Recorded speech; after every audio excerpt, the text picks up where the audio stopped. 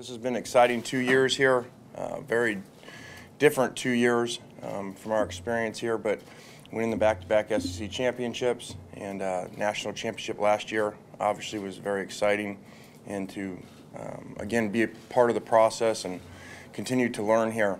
I think that, you know, sitting up here a year ago, it was okay, you're going into year 2, you know, and now you're going into year 3, and so I was kind of thinking this week about it that really there's so much to learn here. When I first said, I was kind of like I was a GA, just taking notes in staff meetings, and I think it's kind of like a player sometimes where a freshman comes in the sophomore year, junior year, and you see the players really start to continue to grow and understand why things are done the way they are.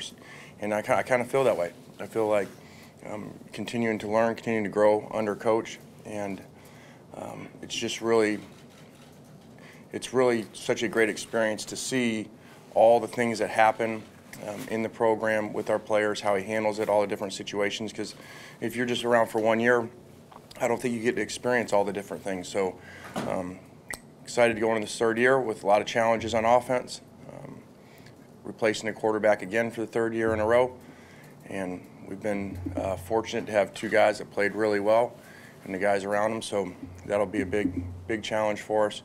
And I think everybody knows about Derek and Kenyon losing, I think, 2 of the top 3 running backs drafted and having to replace them, and that'll be very difficult. But I think the center is going to be extremely hard to replace no matter who's there, because as you can see, you know, being the first guy drafted, which I don't think a lot of people would have thought a year ago on our team with all the great players, shows how valuable he was to our guys around him and to both quarterbacks as well. Start up here with Mark. I want to touch on one of your receivers, Robert Foster. What can he bring to this offense when healthy? Yeah, I think people forget, as great as Calvin Ridley was last year, and I think 89 catches he had, Calvin actually was backing up Robert when Robert got hurt. So to see Robert really develop, I wasn't here for the first year when he redshirted, but his redshirt freshman year, kind of like we just talked about, continuing to learn, grow in the program, part of the process, and then to end up starting last year, scores a touchdown in the opener, and I think he would have had a great season had he not got hurt. Very special skill set as far as speed and ability to get on top of the coverage downfield, and if he's healthy, I think he'll not only he play well, but he will help the guys around him. Go far side, Matt. Lane, 2 questions. First of all, facing USC, what comes to mind for you when you think about facing USC? Yeah, I know this sounds strange. I really have not thought a lot about it. You would think that I have, but it really doesn't. It really doesn't matter. You know, that's down the road, and the process is today and what's going on and how we can get better today. Because you really don't worry about it. We're not preparing for them. We're not game planning for them. We're just trying to get our players better and figure out our own depth chart. Now, later on, you know, that week when we get into it, I'm sure there'll be some, you know, different feelings, emotions, but I really haven't thought about it much. And second question, Blake Barnett, where have you seen him change since the spring, and where does he need to continue to get better to be a legitimate factor in this competition? Yeah, I think when Blake first got here, he was performing extremely well, and really there were times we were thinking that he was really in the battle last year to be the guy. And like normal, when you're a freshman, kind of went up and down through some practices and scrimmages. And then really, I think he would tell you too, did not have his best spring. And he really had a great offseason. He had some health issues where he had lost some weight, gained weight back. He's bigger, stronger than he's been. And through a couple of days, he looks really good and looks really strong, very quick feet, and continuing to grow in the offense. So we're very excited about where he's at. Cecil. You've had less time with Jalen Hurts, but having one spring with him and then I guess the work in the summer, how has he progressed? And you know, for a guy who was supposed to be in high school, I guess, last spring, what are your impressions of him? Yeah, I think that's a good point in the high school. You know, everybody comes watch spring, and you guys watch it, and spring games and stuff. We realize these guys, all these mid-years are really seniors in high school. You know, like Jonah Williams, who's the starting right tackle, and he struggles in the game. Well, we got to remember, you know, he's a senior in high school. These other guys are going to prom. So Jalen really, to come in, I think if you come in as a mid-year and you perform well at all, you're going to be pretty good, because most of the guys will struggle a lot. And very, very special skill set, very strong kid, one of our top lifters in strength, 40s, vertical. And so he's just continuing to learn a completely new system from what he was in high school. And that transition for all players, especially quarterbacks, is difficult. But he's handling it really well, and we're really excited about what he's done and some of the plays that he makes that are really not in rhythm plays because of his ability, to make big plays. Here in the middle with Alex. This is kind of an offbeat question, but I wanted to ask you, we've seen a little bit more interaction on social media from you, and so what's your personal approach to Twitter, dealing with social media, and do you kind of get some sort of joy out of some of the Bitmojis you put out there and that kind of thing? Yeah, well, I don't really run my Twitter or social media. Coach Saban runs it.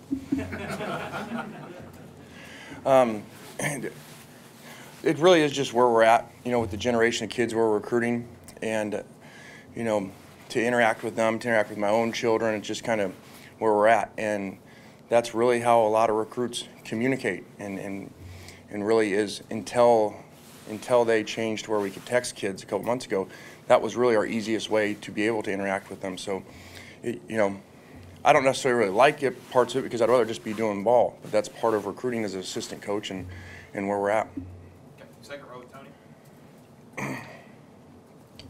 Lane, as you get deeper into camp, do you get to the point where you need to cut it down to 2 or 3 because it's hard to rep?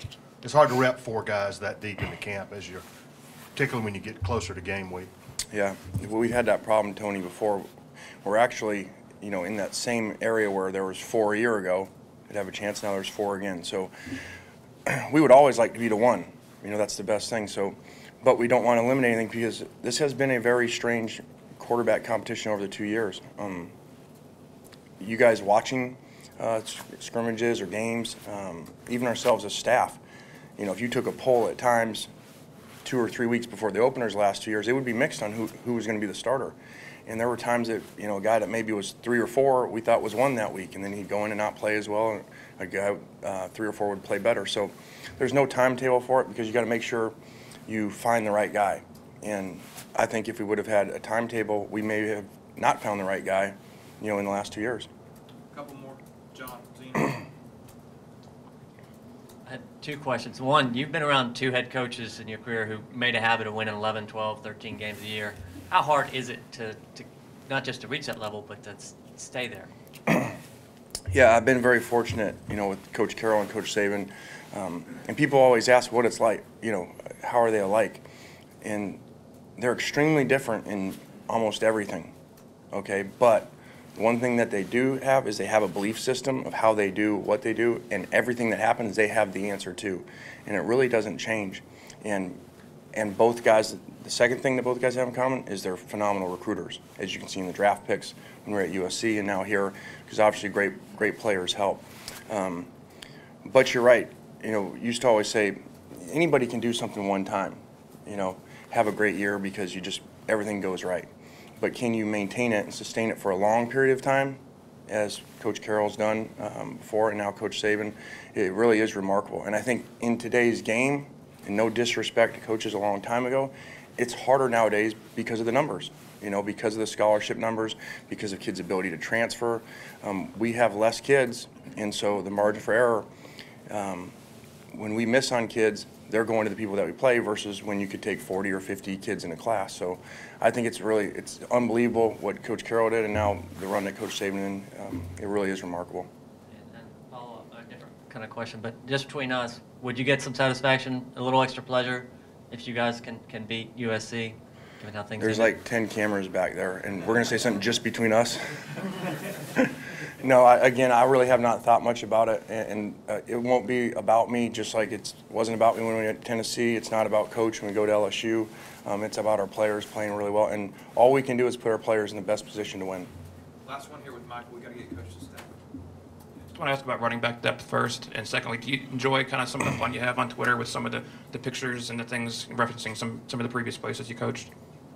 What was the first question? Running back depth, a big challenge for us. Really, all of our running backs are young.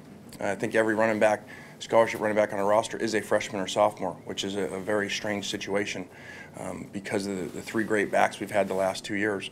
So that's just another challenge that we have.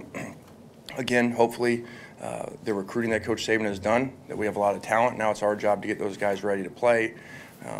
And I would think it would be more of a shared role. You know, I think last year was very unique to have a guy carry the ball 90 times in a 7-day span.